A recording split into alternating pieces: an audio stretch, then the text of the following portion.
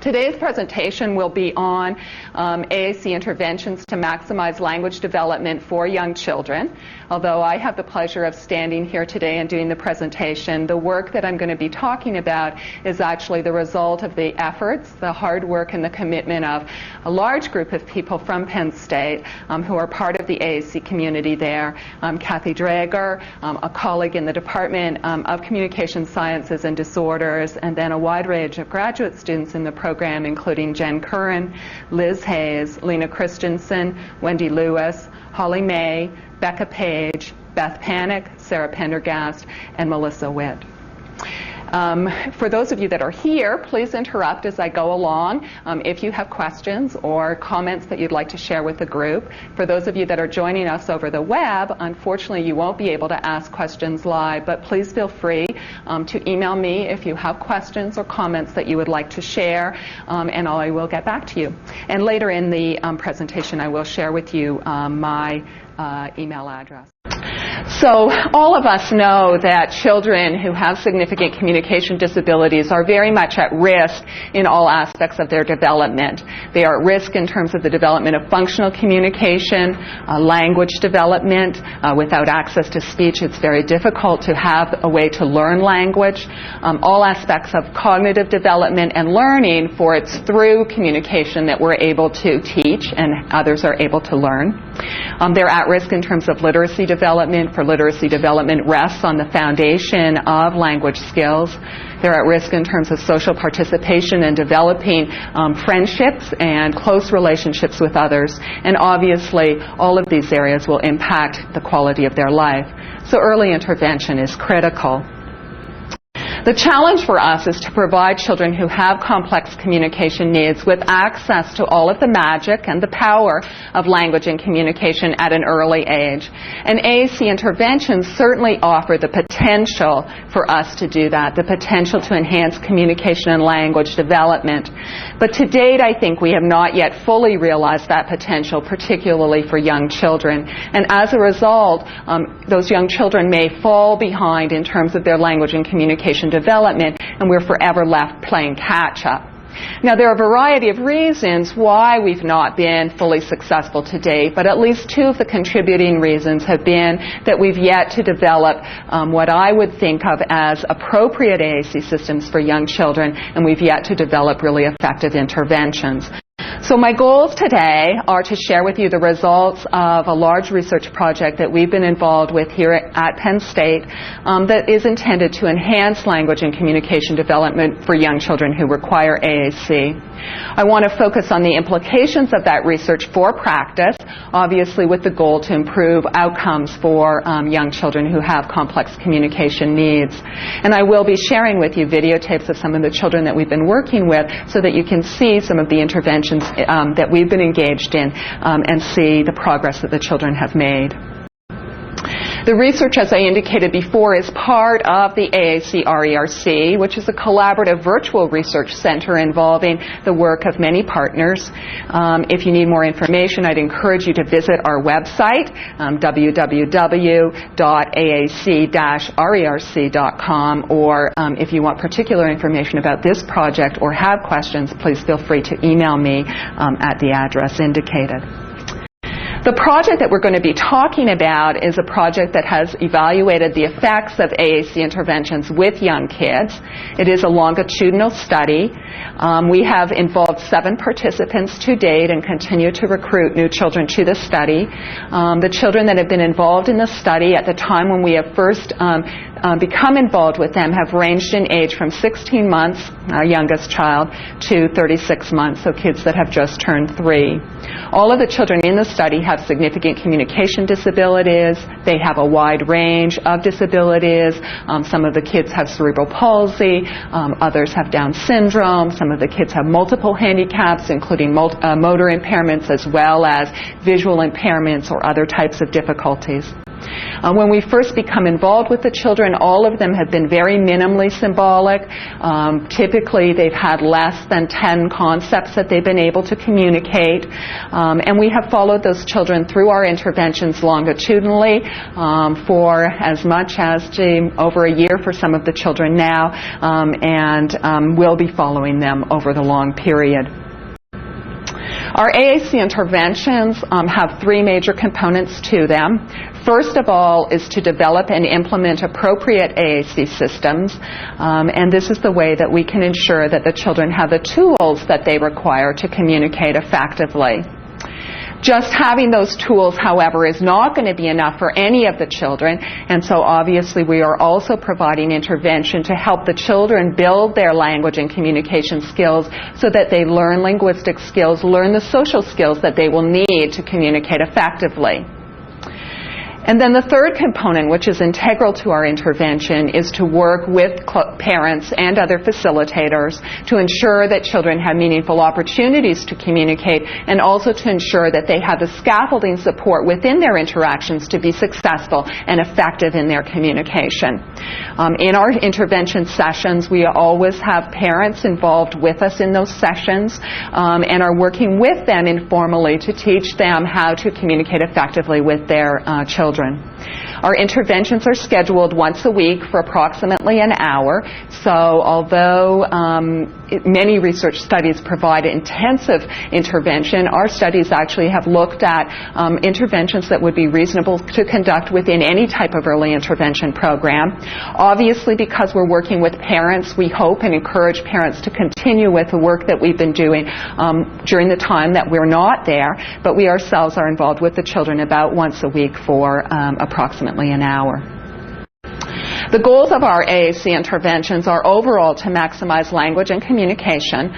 We always start initially by increasing participation of the children by building their social interaction and their turn-taking. Many of the children, when we first see them, are very passive communicators and are not very actively engaged yet in interactions. And so our first goal is to work with them to become active participants who are socially engaged in communication.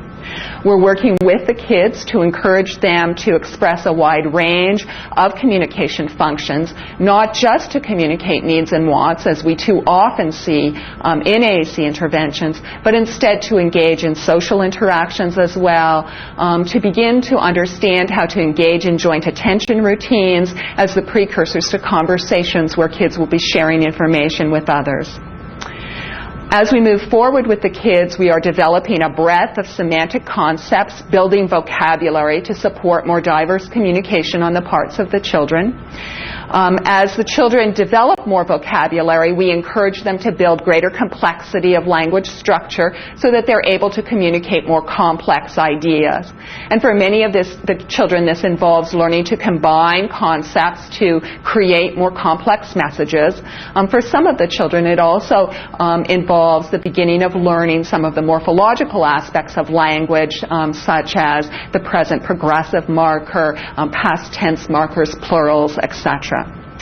As the children progress, we are also working with them on building their phonological awareness skills and the foundations for later literacy development. The steps for our AAC interventions, there are 5 of them, and I'm going to talk about each of these steps in more detail, but to give you an overview to start out, the first is that we spend some time with families and with teachers, if the kids are in school programs, identifying meaningful contexts for communication, meaningful context to start with for intervention. Our next step then is to develop appropriate AAC systems, and this is critical if the kids will have the tools that they require to communicate within interactions. Our third step is to work with parents and facilitators to ensure that the children have the opportunities to communicate within these contexts and that they also are provided with the scaffolding support that they require to be successful communicators. We work with families to infuse communication into all activities and obviously on an ongoing basis are monitoring progress and evaluating outcomes. So let's go back now and kind of walk through each of the steps in turn, talk a little bit more detail about what's involved in each of those steps. So let's start first with identify meaningful contexts for communication. This is a place where our interventions differ a little bit from what has been done in the past, very often with young children or beginning communicators. Where we have started with AAC interventions is to identify some kind of object or activity that the child likes, and we have taught the child to request that object or activity. And that, in fact, has resulted in children learning to effectively express their needs and wants. And we do, too, work with children to allow them with the means to effectively express needs and wants. But we tend to start our interventions looking at contexts that are highly interactive. The problem with interactions that are simply requests for needs and wants is that they tend to be dead-end interactions. Once I've got what I want, there's really nothing more to say or do except to go off and eat my cracker or play with my toy that I like. But there isn't the opportunity to really continue to be engaged and interactive with your partner. So as we've worked through these interactions, we've worked with families instead to identify contexts that are highly interactive for the children, clearly contexts that are motivating for the children, because as many of you know, young kids don't do things just because they should, but rather do things because it's fun. And so we're looking for contexts that are going to be motivating to the children. We look for contexts that are meaningful and familiar, and typically that involves routines that are already part of the children's lives, so that they're familiar and things that the children are already enjoying with the family. We look for contexts that can be high frequency, because if these are contexts that are occurring frequently, they provide the children with more opportunities to communicate with families, with more opportunities to practice interacting with the kids in effective ways. We're obviously looking for contexts that are going to be valued for the child and also particularly by the family. And I was just saying earlier today to Wendy, one of the students, if the parents don't believe what we're doing is important, they're not going to follow through and carry on. So it's incredibly important for us to be making sure that we're following parent priorities and helping them to meet the goals that they feel are important for their child. We're always looking also for contexts that will have the highest impact and address the greatest need for the child. On a more specific level, what that translates into is starting with opportunities for sustained social interaction. In many cases, that may mean interacting with music and songs, interacting with shared reading activities, with play activities that are going to extend and that will provide an opportunity for ongoing interaction, not simply getting something that you want and then terminating the interaction. So we're not just looking at the expression of needs and wants, but rather focused on the social interaction. Eventually, we will be infusing opportunities for communication into all activities, but we'll start with a small handful so that family don't feel overwhelmed, and gradually every week add more and more context until pretty soon the kids are communicating effectively throughout the day. Once we've got the context or for communication for intervention established, our next step then is to develop appropriate AAC systems to make sure that the kids actually have the tools to participate effectively within those interactions. By definition, these are kids who are at risk in terms of speech development, so they don't have much access to vocalizations or speech in their interactions, and they may be very limited in their ways to communicate with others. So one of our first steps is to work with the families to develop appropriate AAC systems for the children. And as we're doing that, there are 4 criteria that we're always thinking about. First, the systems must be versatile. Secondly, they must be appealing. Thirdly, they must be dynamic. And fourthly, they must be easy to use. So let's just talk a little bit about each of those and what the implications are in terms of system development.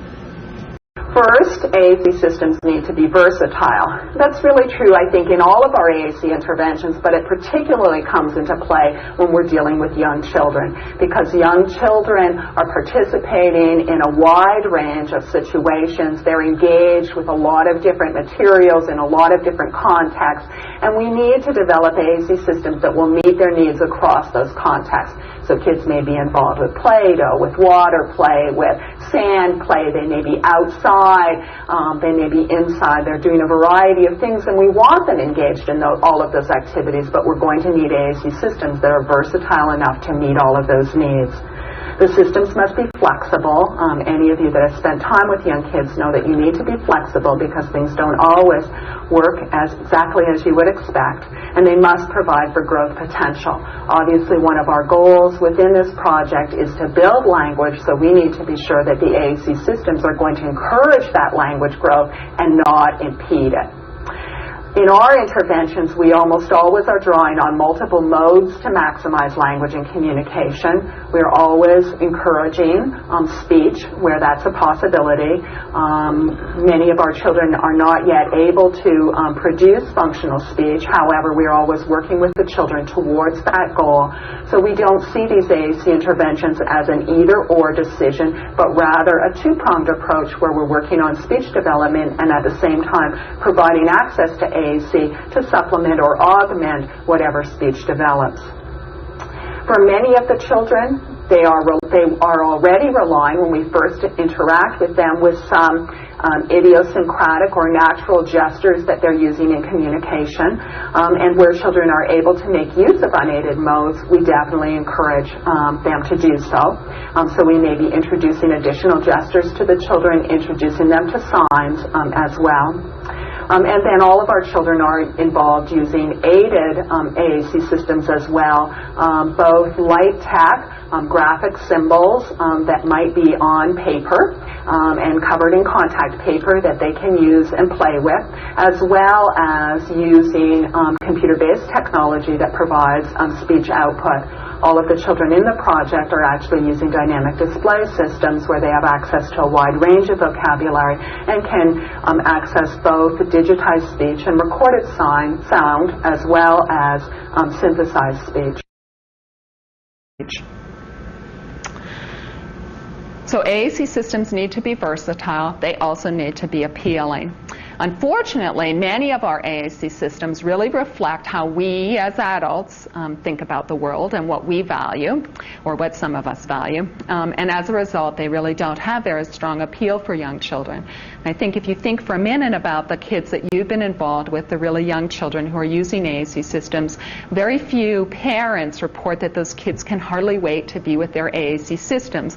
They're not necessarily viewed as desirable, although parents may be encouraging their kids to use them. The kids aren't independently always wanting to use their systems. So it seems as if we need to try to make our AAC systems much more appealing. If AAC systems are appealing, it seems logical to think that the kids themselves will be much more apt to use them, and obviously then as they grow older and are beginning to interact with other kids, those other peers will be much more apt to come and want to interact with them. So let's see how we've been doing so far. Here, many of you will see a sample of some of the AAC systems that we have traditionally used within our field. Now think about these from the perspective of a child who might be 1 or 2 or 3. Not very appealing from a color, from a design perspective for the kids. Here instead are the kinds of things that really appeal to kids at that age and that kids find fun. So how can we make our systems more appealing? Well, we've been involved in a number of research studies here at Penn State, a study that Kathy Drager and Jesse Nemser and myself were involved in, and then one that Jen Curran, Becca Page, and Laura Pitkin and I were involved in. One of these studies, the first one, looked at comparing AAC systems to popular toys on the market to see what are the features of popular toys and how might we incorporate those features into AAC systems to make them more appealing to young children. The second study involved bringing in a group of children and setting them loose to themselves build machines, design machines, to allow kids with disabilities who can't communicate via speech a means to participate more effectively with their families and with their friends at school. Some of the suggestions coming out of those studies to increase appeal are the following. First of all, we need to make sure that we are infusing fun activities into the AAC systems that we use. Too often, somehow or other, we fall into sort of this work mode where we become very serious and there's right ways and wrong ways to do things. And as a result, we're really not much fun when we're interacting with the kids. So we really need to make sure that what we're infusing into the systems are really activities that are highly motivating to the kids and that are really fun activities. Wendy and I just came back from seeing one of our little guys this morning, and he was engaged in making the system laugh and getting me to laugh and on, and just clearly having so much fun and being so motivated using the system and engaged for quite some time with us, just laughing and playing with the system. A second possibility is to incorporate some popular characters. We have a set of twins that we've been involved in, and they're very interested in some of the Disney characters like Dora and SpongeBob and those characters, and we've infused and built some of those characters into their AAC system so that they can play and interact and have fun with the characters that they're familiar with. We make use of a lot of sound effects within the AAC systems that we develop with songs and musical instruments, laughter, and different voices. Kids are very engaged by sound, and particularly the ability to produce sound, and so it can be a really fun way to incorporate interest and play into AAC systems, and we're so fortunate that we have the capability to record that sound on most of the systems. So, for example, Melissa was involved in programming for one of the young children the opportunity to play with a play phone. It has the ringing of the telephone and hi and all kinds of things that you might do using sound effects. We use as many bright colors as we can, adding decorations to the system so that there's interest in terms of the look of the system. We try as much as possible always to allow the child to choose. As you know, with young children at this age, it's really powerful for them to be able to be in control and to have their choice of how things look and how they appeal to them. And most importantly, to have fun. We don't want, when we're out there, to develop systems that are appropriate for middle-aged speech-language pathologists or teachers, but rather systems that are appropriate for kids and that are fun. And so we're always working towards that goal. So systems need to be versatile, they need to be fun, they also then need to be dynamic. If you look at the research on language development in preschoolers, young children, you'll learn that they acquire language very rapidly. In fact, they may learn as many as 5 new concepts in a day. Unfortunately, for us, the children that we work with aren't able to just grab those new words out of the air and then produce them or attempt to produce them in their speech. Kids who require AAC can only learn new words if we, in fact, provide them with access to the vocabulary, whether it be via signs or via AAC-aided symbols. And that's a problem because sometimes we inadvertently constrain or cap the language development of the children because we don't provide them with access to enough new vocabulary concepts.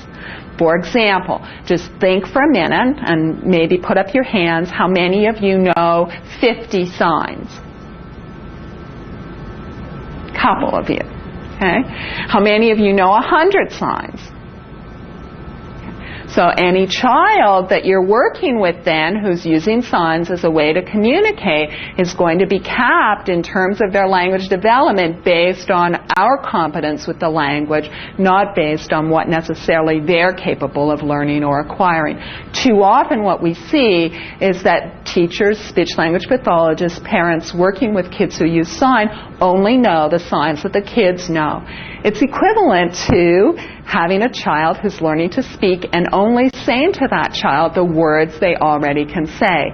That parent would probably be up on child abuse charges for neglect and for lack of encouragement and intervention, and yet that regularly happens within many of our programs. So we need to make sure that we're adding vocabulary regularly, introducing and teaching new concepts to the children. That also applies when we're using aided AAC symbols. Very often what we see happen is that people spend time developing a beautiful communication board or book or programming a computer-based system, a dynamic display system, or a simple digitized system, and when they get it done, it sits static over a long period of time. That means that that child has no way to grow their language expressively. How many of you in the past week with clients that you worked with added 30 to 40 new concepts?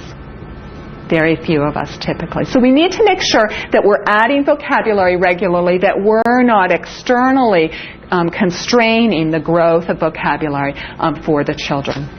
And then, of course, we need to make sure that our AAC systems are available at all times. In terms of selecting appropriate vocabulary, we need to make sure that we have a range of concepts available. Too often what we see in AAC systems is that they include a lot of objects, labels for things, toys and those kinds of things, and people, maybe familiar people. But they don't often include social words, relational concepts, questions, words that are really very powerful in interaction and allow us to do a lot of things. So ways to tell somebody that they're silly and laugh about that, ways to ask why, ways to just communicate and tease others and have fun. You need to check to make sure that the vocabulary is individualized, that it's motivating and fun, that it's functional for the child, that it's developmentally appropriate so that the concepts are appropriate to the child's development, that it's culturally appropriate. We work and interact with many kids from different cultural and linguistic backgrounds, and we need to make sure that the vocabulary that we're providing is relevant to the child's culture, since that's integral to their development. And finally, we need to make sure that that vocabulary supports language learning. We almost always in our projects start with functional vocabulary that allows kids to do the things that are really motivating to them. But as those kids develop their range of concepts, we're gradually building in the developmental vocabulary that will allow them to move into communicating more complex concepts and more complex messages. As we think about the concepts, we need to make sure that they have appropriate wording, that kids sound like kids.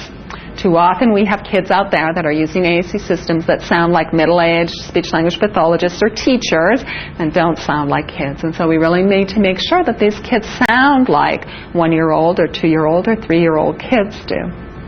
We should be always modeling concepts that the child knows, as well as introducing new concepts, some of which the child may grasp and choose to learn and add to their corpus expressively, others of which the child may not choose to grab and learn, but may still be concepts that the child has been exposed to and have been introduced to them. So we have systems that are versatile. We have systems that are appealing. We have systems that are dynamic. The last thing that we need are AAC systems that are easy to learn.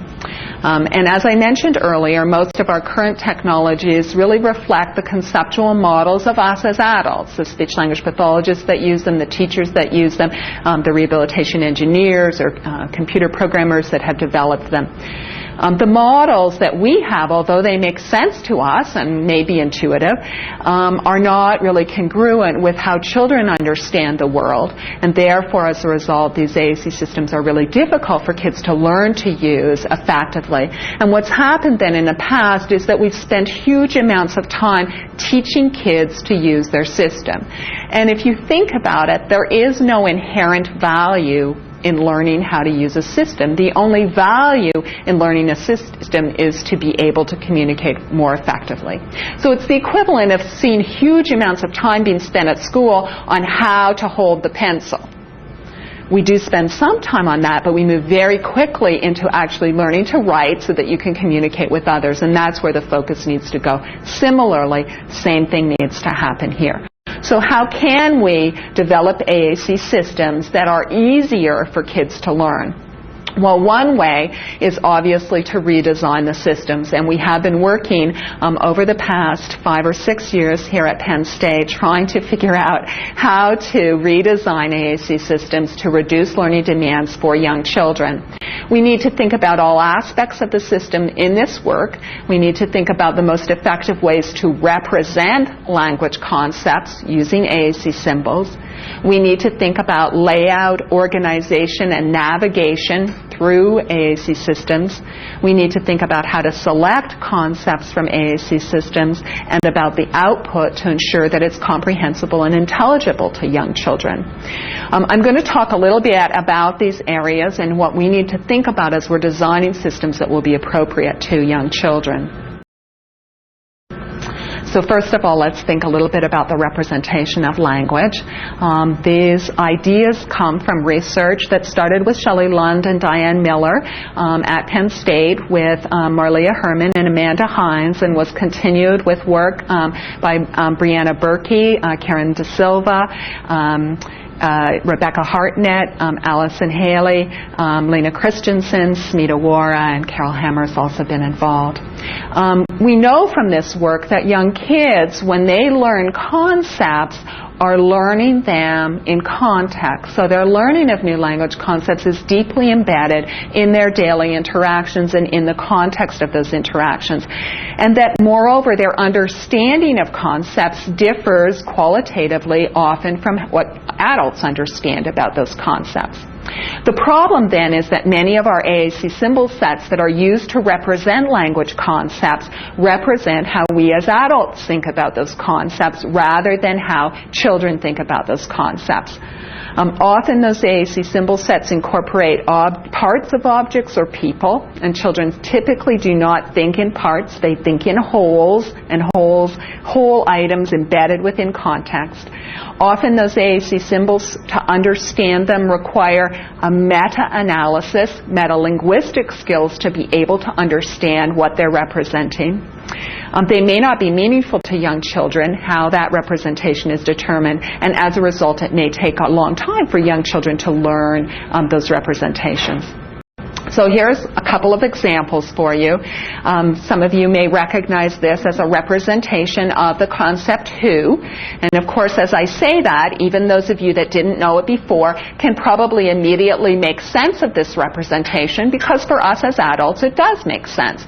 We know that who is a question, and we know that this squiggle with a dot is in fact the way that we represent a question in traditional orthography. And we understand that this kind of round thing with two ears on the side and this sort of hair on the top is intended to represent a person. But if we now think about it from the perspective of a child who's 1 or 2 or 3, this representation is really not very meaningful, and in fact may be very complex for kids to understand. Kids learn to ask who questions well before they understand that it's a question that they're asking. And the time that they learn that this squiggle and this dot represents a question is as they are introduced to literacy skills and are reading and writing. And once they're reading and writing, they really don't need a graphic symbol anymore, because in fact they can read the word. Moreover, kids seldom would draw a faceless person, and so although we can make sense of this sort of oval shape with the ears and the hair and fill in that this thing has eyes and a nose and a mouth and is in fact a person, for young children that's quite confusing. In the previous research that I talked about, that group of students went out and asked children of various ages and from various cultural backgrounds to draw the concept who. And the children came up with many of different drawings, but in fact almost all of their drawings represented the same type of concept, and this is the kind of thing that they drew. They almost always drew themselves. In this case, it's the little girl in green. They were almost always with a familiar adult of some sort. In this case, it's her mother, the tall woman in red beside the little girl. And they almost always drew at a distance or further away a rather strange-looking person, in this case the man with the spiky hair up in the corner. They almost always drew themselves pointing in some way to the person, and they would tell the story, I was with my mom, we saw this guy, and I said, who's that? This, for the kids, is their representation and understanding of the concept who, not this abstract metalinguistic understanding of the concept. Here's another example for you. Some of you may recognize these representations of the idea want. The children in our study, actually, many of them found this rather disturbing and wanted to know why the guy's hands had been cut off. And many didn't understand that this was reaching for something or indicating some kind of desire. Again, when we asked the children to draw their concept of want, although they drew different pictures, in fact, they typically represented the same type of concept, and that concept was something like this. And here we can see two kids who obviously one has this desirable thing, whatever it is, and the other one clearly is reaching for it and wants it. Again, an indication that we need to really think carefully about how young children think about concepts and make sure that the representations match that. So we need to use appropriate representations, as I said, that reflect the child's understanding of the concept. We need to use representations that are parts of meaningful contexts and experiences in the child's life. Very often in our work we're using digital photos of the child and family in meaningful activities. Sometimes we're using line drawings that represent the child's understanding, and we try to avoid as much as possible isolated parts of objects or events so that it's truly meaningful for the children. We're always introducing those symbols in context and linking the symbol to the concept explicitly. And here's an example of a representation that we might use for what's that as a concept. Here's a little boy that's obviously indicating and wanting to know what's that. Once we have more than one language concept, of course, we have new challenges that we confront. Somehow or other, when we have multiple language concepts or representations, we need to organize them in some way. We need to display them or lay them out in some way, and somehow or other, the user needs to navigate through them to find and locate the particular concept that they want. The way that we organize, lay out, and navigate within systems can definitely affect the ease of learning for the child as well as the ease and accuracy of use. And in the past, we've organized, laid out, navigated through systems without really giving much thought to the kinds of learning demands that we've been imposing on young children. So we have been trying in our research here to give a little bit more thought to that and to better understand developmentally how we should be going about that process. So we need to use appropriate organizations. Karen Fallon, a former doctoral student at Penn State, and Amy Achenbach and I were involved in a study that looked at trying to understand how young children organize language concepts. And through that research, we found that children almost always group together vocabulary based on familiar events and activities. They use personalized schematic organization. So if you ask young children, for example, to group together language concepts, they'll put baby with bottle and crib and cry and mommy and diaper, but they don't organize baby with people as a concept. The second thing that we found within our research is that children really operate on fairly small groupings. Young children understand the relationship between 2 or 3 or 4 concepts, but they don't think in large groupings or organizations in that way. And that suggests that as we're building these organizations or pages within AAC systems, we need to be building them for children from small groups as opposed to starting at the page level or large group of vocabulary items. Organization isn't the only issue we need to deal with. We also need to deal with how we lay out those representations or concepts within the system for the child. And there are a number of different types of layouts that we can use. Typically in this field we've used traditional grid layouts. Increasingly within our research, when we first started to work with children, we've made use of what we have referred to as visual scene displays. And then, of course, there are hybrid displays which would combine elements of the two. So let me just show you a few examples. Traditional grid layouts are what many of you, I'm sure, are already familiar with. In these, vocabulary is represented by a separate AAC symbol, and those separate symbols are put in a box in a grid made up of rows and columns. The language, in essence, is taken out of any context because the symbol is isolated. It's decontextualized. The concepts are presented separately from each other. There's no integration of concepts. And it's been suggested, at least in the research that we've been doing here at Penn State, that this approach probably imposes greater processing demands, particularly for very young children. So here's an example of this type of grid display. An alternative that we've been exploring within some of our research here at Penn State has been to use what we talk about as visual scene layouts. Howard Shane was the first to suggest applications of these layouts, and in his early work he talked about these as a graphic metaphor. In this case, vocabulary is embedded under hotspots within an integrated visual scene. That scene would represent, for example, a familiar context within the child's life. The vocabulary is then presented in a meaningful context rather than being isolated, and the concepts are linked visually and conceptually for the child. And here's an example. In this slide, one of the little girls in our study is interacting with a display of her park near her house, and you can see for her to communicate about herself or her nurse or the merry-go-round or the slide, she simply would touch that part of the screen that has those items and be able, through touching that hot spot, retrieve the vocabulary. The scene is a familiar one for her, and the language is embedded within that context. Here's another example. In this case, this is the Little People Farm play activity. This photo you can see includes some of the toys in the Little People Farm, and on the left-hand side we see how it would appear for the child. On the other side we see the hot spots that are embedded underneath, and those are outlined in green so that you can understand where those are. And another example in this case for the song Old MacDonald Had a Farm. By touching these hotspots, the child's then able to retrieve recorded speech, either digital speech, parts of a song, etc. Our research here would suggest that for very young children, typically developing 2-year-olds, are more accurate using visual scene layouts than traditional grid layouts. Many of the children in our study have transitioned to use various layouts over time. They've almost all started with visual scene displays.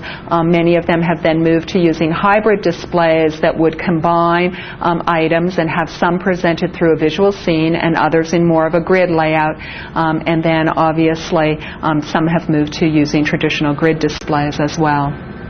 Here's an example of a hybrid display. Again, you can see a scene from Penn State football game for a child whose family were big football fans. The scene carries a lot of the language and meaning, but you can see that on the left-hand side there are some additional vocabulary items that are presented in more of a grid format for the child.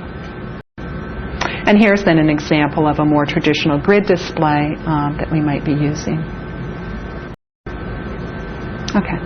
I'm going to now stop at this point to show you a couple of videotapes. The videotapes are intended to illustrate some of the impact that we can have on children and on their ease of learning to use AAC systems by redesigning the systems themselves. The little boy that you're going to see in these tapes is at this time, the youngest child in the study. He's 16 months old, so just over a year, has Down syndrome. When we first got involved with him, he had no speech or speech approximations, very few signs, less than 10. He was very interested in animals, and his mom had attended a baby sign class, and so she had introduced him to a few signs there. He was at risk in terms of speech and language development, and we began to work with him at 16 months of age. You're going to see in this first tape our first intervention session. We're focused on an interaction that will sustain participation. In this particular case, we're looking at a shared book activity. We also introduced him to songs and to play activities. We're capitalizing on his interest in animals, so you're going to see that we're interacting in this tape with the book Brown Bear, Brown Bear. He's using computer-based technology, a dynamic display system with a visual scene display. This is going to be from the very first moment that we introduce the system to this little guy. And you're going to see that after 1 or 2 models, he's up and able to use the system.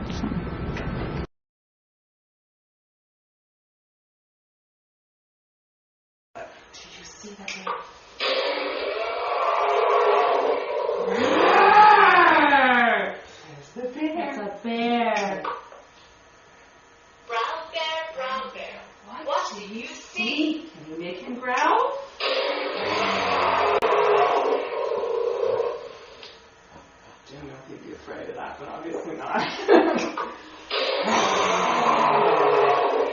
It's a bear. Yellow dot. Yellow dot. Yellow dot.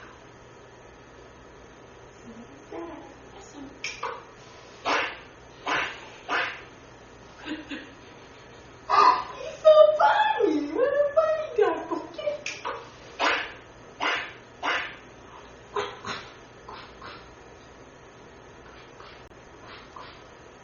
Yellow dot.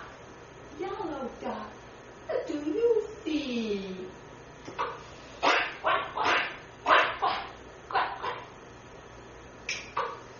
I see a Blue hole. See, over here. Yeah, That's what he says. right. I see a green frog. Frog. Yes, Mommy said you know that one, Green. What's this? Is it a frog? Frog. Good boy. Green frog. Green frog. Green frog. So a really nice example of just from the moment the system's introduced, none of the learning curve that we often have seen with kids, but rather him being able to be up right away, engaged with the system, and moreover, using sound effects to make it fun, to keep him engaged and really sustain interaction. The next videotape that I'm going to show you is this same little guy at 23 months of age, so a few months down the road. In this particular videotape, he's learning to ask the question, "What's that?" I want you to observe the impact of using appropriate representation for that concept. We're using a photograph of a guy pointing, and you're going to see how this representation scaffolds Jackson learning that concept and learning how to use it effectively in interaction to ask questions and to be able to find out new vocabulary concepts himself. What's that? What's that? What's that? What's your favorite little boy? What's that? That? That? What's that? What's that? What's that? What's that? That? What's that? That? You see the lights? Lights. Was that a big tree? The last videotape that I wanted to show you is of Jackson. More recently, he's just turned 2 now. You're going to see that he now has well over 1,000 concepts that he's able to use. He's able to navigate fairly independently through more than 250 pages in his dynamic display system. So he's acquired a wide range of vocabulary, and he's beginning now to combine concepts to communicate more complex meaning. And in this next clip of videotape, you're going to see him. He's transitioned now where he's able to use more traditional grid displays as well. In this particular tape, he is using a traditional grid display that has various items to do with playing with the teddy bear. And you'll see him in this first part trying to decide if his teddy bear today is happy or sad, and then where we go from there. Is he going to laugh or cry? Is the bear gonna laugh or cry? Which one? Is he going to laugh? You want a happy bear or a sad bear? So.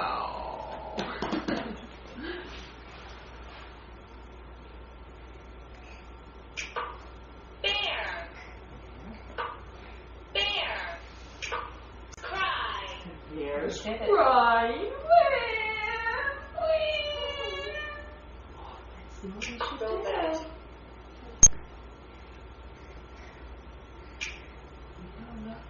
Change. Oh, there. The bear. Kiss. You could give him a kiss. Give the bear a kiss. Oh, good boy. Look. Jackson. Kiss. The bear. Oh, it's easy.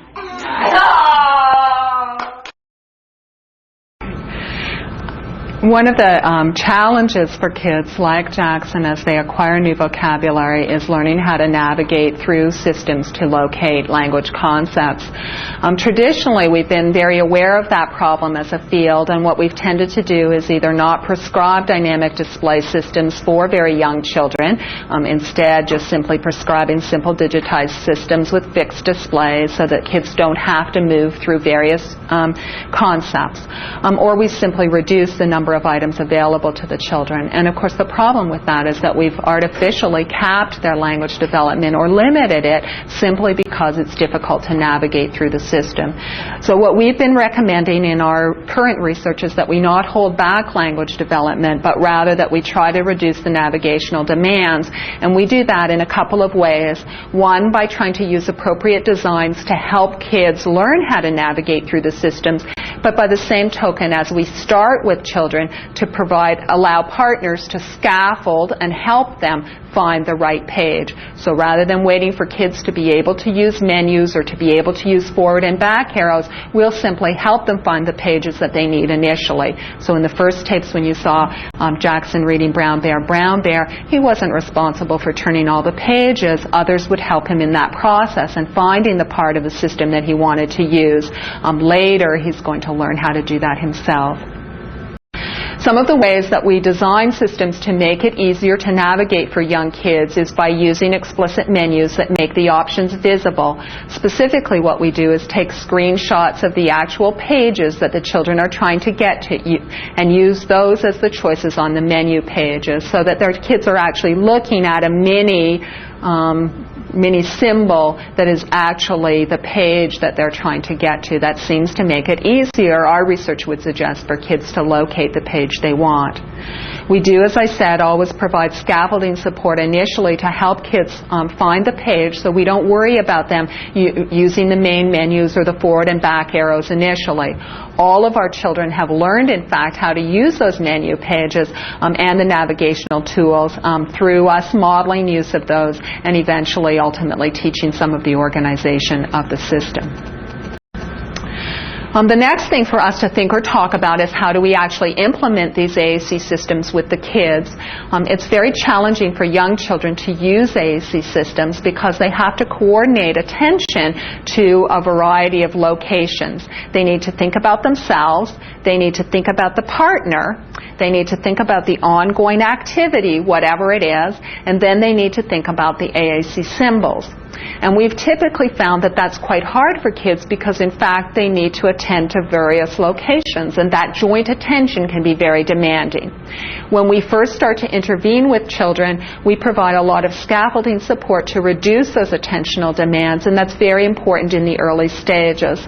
First of all, we look at positioning the partner appropriately to reduce those demands, and then we're looking at ways to infuse AAC symbols into the activity or to infuse the activity into the AAC systems so that the kids don't have two separate places to attend to, but rather we've brought them into one. So when we think about positioning the partner, we're always trying to ensure that the partner themselves is very closely aligned with the AAC system. So you may have noticed in the videotape of Jackson that in the very first interaction with him, we didn't put the system on the floor over here and then have a partner over here.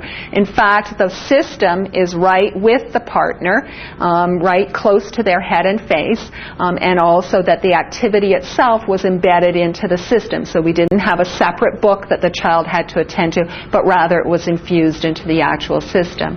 That reduces the attentional demands for the child and allows them to maximize attention to the partner, the AAC system, and the activity at once without having to shift attention too dramatically. Now, you probably noticed in some of the later videotapes that, in fact, Jackson's become quite sophisticated, and now we, in fact, can have the system on the floor separate from the partner and an ongoing activity like the activity with the bear, and Jackson has learned to shift attention between those various locations. But when we started out, we tried to position the partner to reduce those demands. And here is just a photograph to show how we position things in the very early intervention with him. Besides positioning the partner, we also think about ways to bring the activity and the AAC systems together. We know that children learning language and communication is infused into play and daily activities, and what happens too often is that our aided AAC systems seem to sit outside of kids' lives and decontextualize the language or communication. So what we've been trying to do is redesign AAC systems to infuse the activities and the systems together. We do that in two ways. With our light text symbols, we construct them on Velcro, construct paper symbols, cover them with contact paper, and put Velcro on the back. And that allows us to take the symbols off any kind of display to actually bring them into the play activity. So if we're playing with the school bus, the symbol of the school bus can be right with the bus, that it can move and be part of the play, that when the driver gets on the bus, he can get on with the symbols, that they're brought into the activity, directly linked to the reference, and become part of the play actually. The other way that we've tried to combine the two is by infusing play activities into AAC symbols, so that, for example, if we're playing telephone, the entire play activity may take place in and through the AAC system as opposed to involving separate toys. Okay. So now we've got our appropriate context, we've got our appropriate systems. The next step is to work with parents to make sure that we're providing the type of scaffolding support that the child's going to require to participate effectively in interactions. So the first step is to identify opportunities within the context for the child to communicate. We need to be modeling AAC and speech for the child, waiting and allowing them time to communicate, always responding to the child, and of course monitoring progress and evaluating outcomes. And I'll just go through each of these in a little bit more detail. Within each context, what we're trying to do is identify not just a single opportunity for the child to communicate, but rather multiple opportunities for the child to communicate. So that it's not just a question, when we get the bear, of Jackson asking to have the bear and the interaction is over, but rather now how can we talk about, have fun, play with the bear, and provide him with multiple opportunities to be engaged and interact. We're always looking for meaningful situations, motivating ones, numerous ones, varied ones, and of course fun ones, so that we're really playing like kids and not like boring middle-aged people. And once we've identified the opportunities for the child to communicate within the context, then what we teach parents or other facilitators to do is to clearly mark those opportunities for the child. Many of the kids that we interact with have become quite passive communicators and are really used to not interacting very actively in social interactions. And so we start by clearly marking the opportunities for them to take their turns. The way that we do that is simply by waiting at the junctures where they might be able to participate and allowing them the time to communicate. We'll make use of expectant delay with the kids that need that, focusing our attention on the child, maintaining eye contact to them, using expectant body posture and facial expression to encourage them to realize that it's an opportunity to communicate and that they need to fulfill that turn. And that's a very powerful way to encourage kids to interact. If the child then attempts to communicate within that situation, we encourage parents to respond immediately by fulfilling whatever intent the child had, whether they're commenting for them or engaged in some type of fun activity or whether they're asking for something. We teach the parents to expand on the child's message using AAC and speech, and that might include modeling the use of signs, and you saw me doing that with Jackson in the first videotape, as well as modeling on the aided AAC system, as you saw in the tapes with Jackson as well. And we're always trying to expose the children to slightly more complex language than they're already using. So in Jackson's case, when we were beginning to see two-word combinations, then you saw me modeling for him a three-word combination so that he can begin to see more complex language. We always then continue the activity with the child and continue to encourage parents to set up ongoing meaningful opportunities for the child to communicate. If the child doesn't attempt to communicate in the opportunity, we'll then model an appropriate turn for the child using AAC and speech. We sometimes make use of third-party models, and that might be a parent or a sibling that will show the child what they might do and then present the opportunity again. We do not work off strict scripts where the same thing happens and is said every time. What often happens in those situations is that kids learn very quickly what to do, but as soon as you deviate from the script, they have a hard time participating. So we always vary the cues for the kids to engage them and vary our responses. We're always modeling AAC and speech, and that might include signs or gestures for the kids that are using unaided modes. For those kids that are simply using aided modes, obviously it will involve modeling with their light text system or their high text system so that kids in fact can see language being used and communicated via AAC. And that model of AAC as a means to communicate is very important for the kids. In addition to doing that, it provides an opportunity for the child to see and learn new concepts that they may be being exposed to, as well as new language structures that they may be being exposed to. Okay, so I'm going to now share a case with you.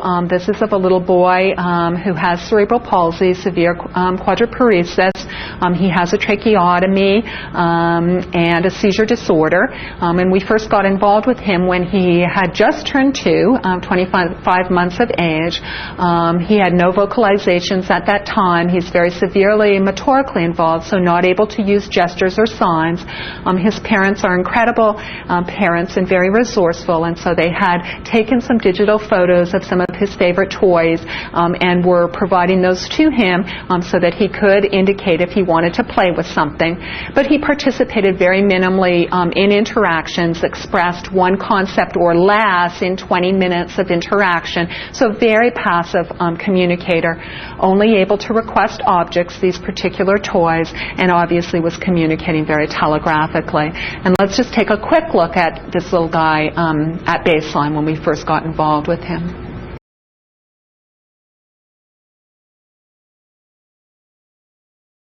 Here goes the bus over the Garrett Bridge, down the road. Are the kids at school? You want to make them go one more time, then we'll get them out. Yeah, he is funny. I know, that bus, it's the best. Yeah, it's the best. I see, you're so excited. All right, let's see, can the kids get off the bus? There we go. Bye-bye, kids. Bye-bye, bus driver. The kids gonna get off the bus? Yeah, they are. They're getting off the bus. Bye-bye, bus driver. See you later. Bye-bye, bus driver. Yeah, the kids are at school. Can you push the bus away? The kids are at school. That's right. Bye-bye, bus. See you later. The kids are at school. What should they learn at school today? Should they learn their ABCs? Yeah? They're going to sit in their desks and sing their ABCs? A, B, C, D, E, F, G, H, I, J, K, L, M, N, O, P, Q, R, S, T, U, V, W, X, Y, and Z. Now we know our ABCs. Next time, won't you sing? So again, a really nice illustration of a mom who clearly has chosen activities that are really engaging and motivating for this little guy, but his difficulty being able to participate actively in the interaction because of his lack of an appropriate means to communicate and seeing how to use AAC effectively within those situations. So we began intervention with this little guy and introduced him initially to some light tech symbols. Those were, as I said, paper symbols on Velcro that could be moved around and used in various ways. Our initial goal with him was to increase his participation by providing multiple opportunities for him to communicate. We wanted to empower him and provide him with control over play and interactions and really allow him with a way to build vocabulary, to to build the range of semantic concepts that he was able to communicate.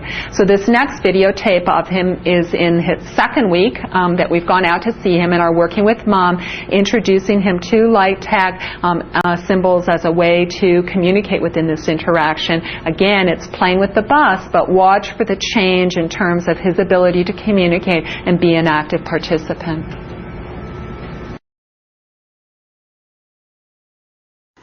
Stop. Now what should we do? Go. See you in the go. Let's make him go. Here he goes. Go. Should we make him go fast or slow? Yeah, he likes slow back. Slow. There they go. Slow. Should he go again? Should he go fast or slow this time? Fast. Okay, here he goes. Fast. Oh, he's going so fast. Hurry. Fast. Now he stops. What do you think?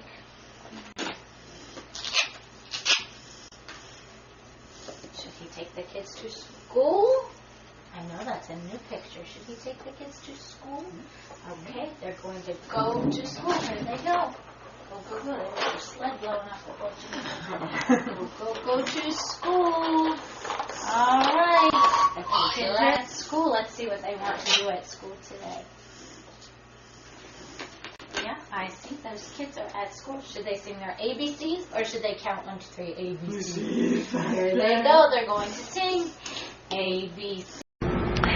In this next videotape, this is at the third week of intervention. Again, this little guy is still 25 months of age. Our goal here is, again, to increase his participation, this time within shared book activities. Again, he typically was a fairly passive communicator who would listen to Mom read, but really not have a way to be actively engaged. We're introducing voice output systems here to him. He's using a visual scene display to participate and take his turns within a shared book reading activity, but not the hippopotamus.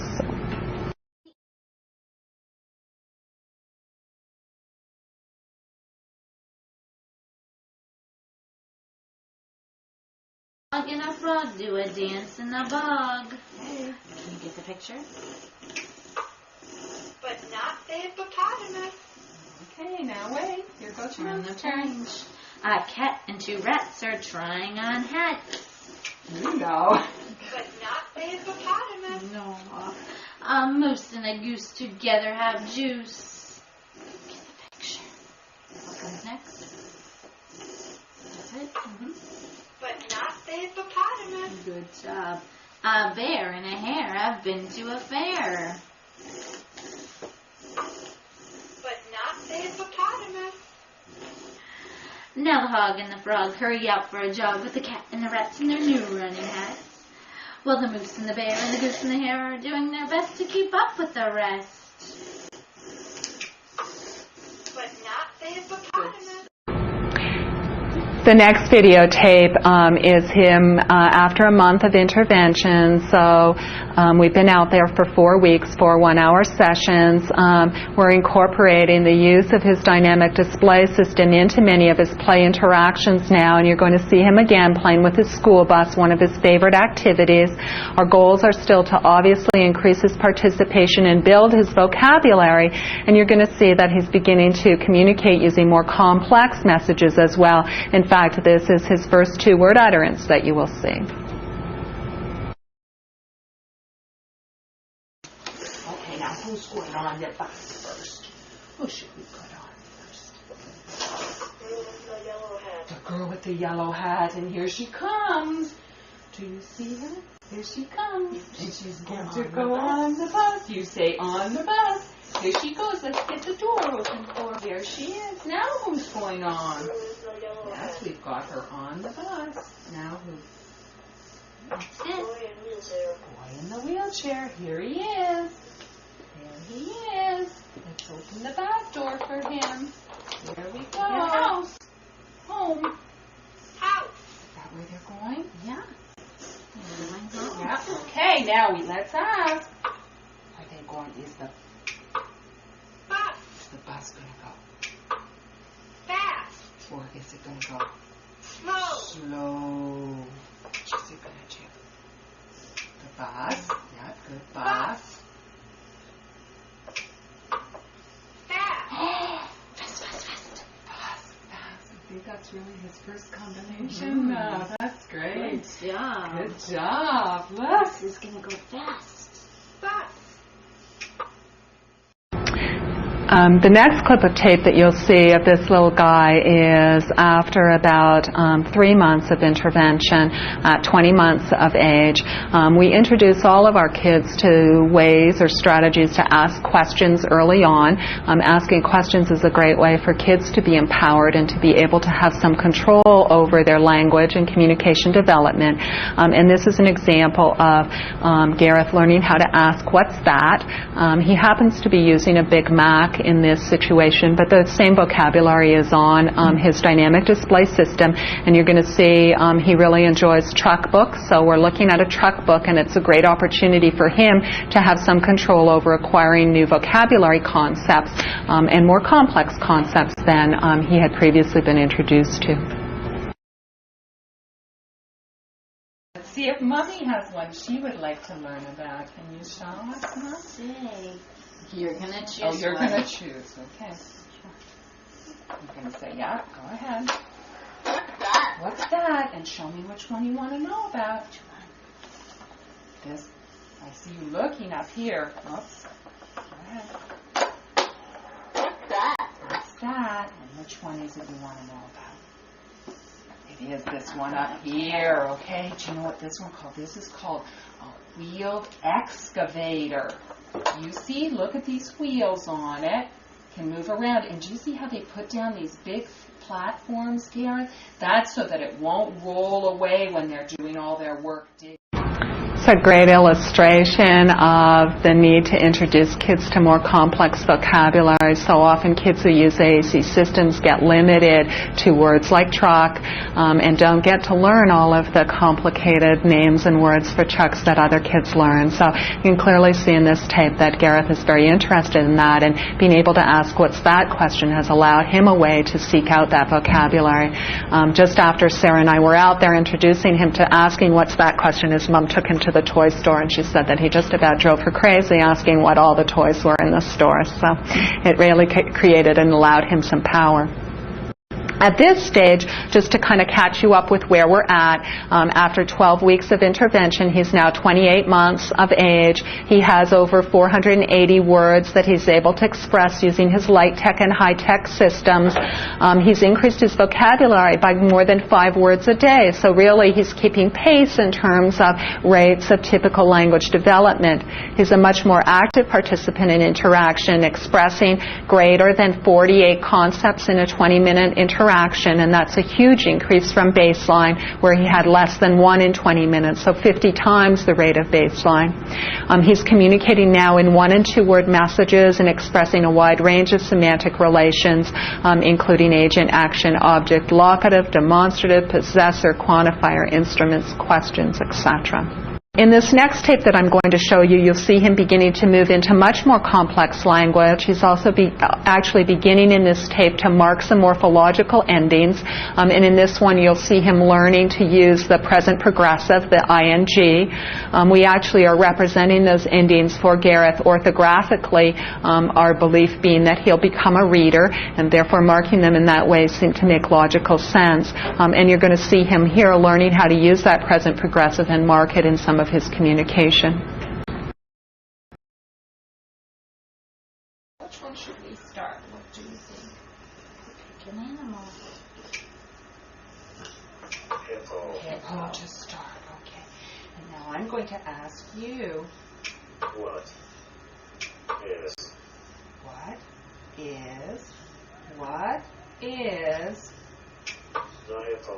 the hippo doing? What is the hippo doing? Let you tell me, which one should we talk about on here first of all? Can you find one you want to tell me about? There's the hippo page. What is the hippo doing, and which one would you like to tell me about? and I thought you might like that. Dennis, I'll put it on your phone. So you can tell me that. Hippo. Yep. You got it. Is. Is, yeah. Is. Next is. Okay. Yeah, good. Excellent. All right. You knew that, but I'll tell you in a second. That's it. Got it. Fancy. Good. The hippo is fancy. Some of you may have noticed there he actually accidentally hits the is twice and goes back and erases one of them before he goes ahead and puts in the dancing. So we see huge gains in terms of the complexity of language that he's able to communicate. He is at this stage now, after 9 months of intervention, age 34 months, expressing well over 1,000 concepts, continuing to keep pace and increase his vocabulary by greater than 5 words per day. That obviously imposes significant programming demands, which thanks to many of the students on the project, we've been able to assist his parents in terms of keeping pace. He's a very active participant in interactions, and even as his communication has become more complex, he's still been able to keep up with that rate of turn taking. He's now communicating, as you saw, in 1 to 4 word messages, expressing again a wide range of semantic relations. He's beginning to use grammatical markers and beginning to develop phonological awareness skills. As I said, our goal for him clearly is for him to become a reader, and so we've begun to work with him on some of the sounds that language produces and letter-sound associations and those early literacy skills. I'm going to show you another tape of him. Again, you're going to see him in this tape learning to communicate more complex sentences. He's actually engaged in the book Cinderella. He's now started preschool and actually, interestingly enough, headed into preschool ahead of many of his typical peers in terms of his language development and many of the academic concepts that he had acquired.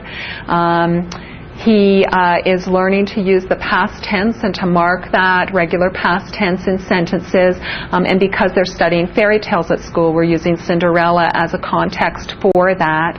And so I will let you see that tape.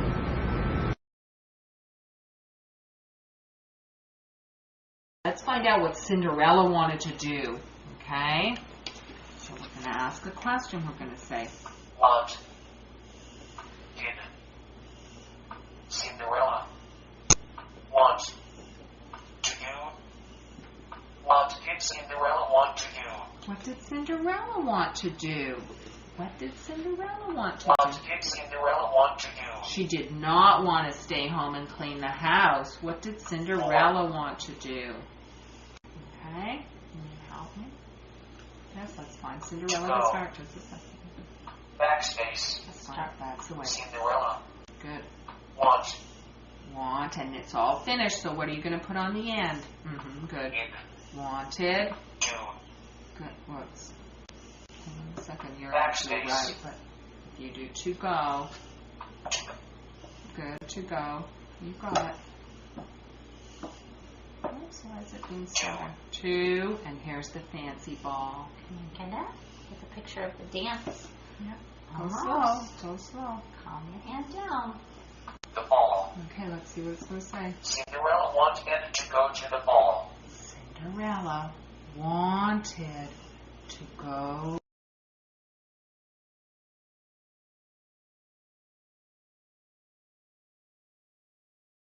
After 12 to 14 months of intervention, currently Gareth is 39 months.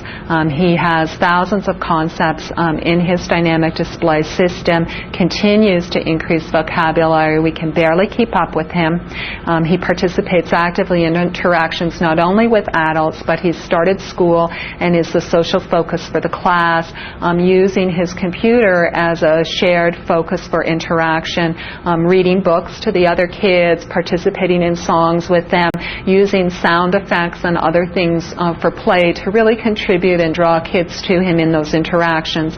In fact, his mom was telling me the other day that he actually is getting in trouble at school for talking when he shouldn't be talking in class all the time, talking via his computer.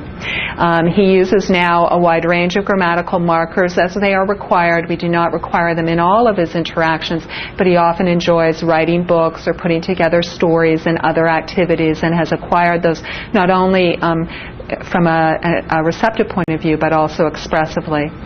We have started to teach Gareth to read. Even though he's just turned 3, he needs access to so much language, and literacy will be so powerful for him that we actually have initiated him into one of our literacy research studies here. He's made rapid progress in that study. He's now able to segment out initial phonemes from words. He's able to blend sounds to create words. He understands and knows all of his letter-sound associations, and he's actually is able to decode single consonant-vowel-consonant words, both in isolation as well as in shared reading situations, and is able to do that with probably about 100 words at this stage. So clearly has made incredible gains in the last little while.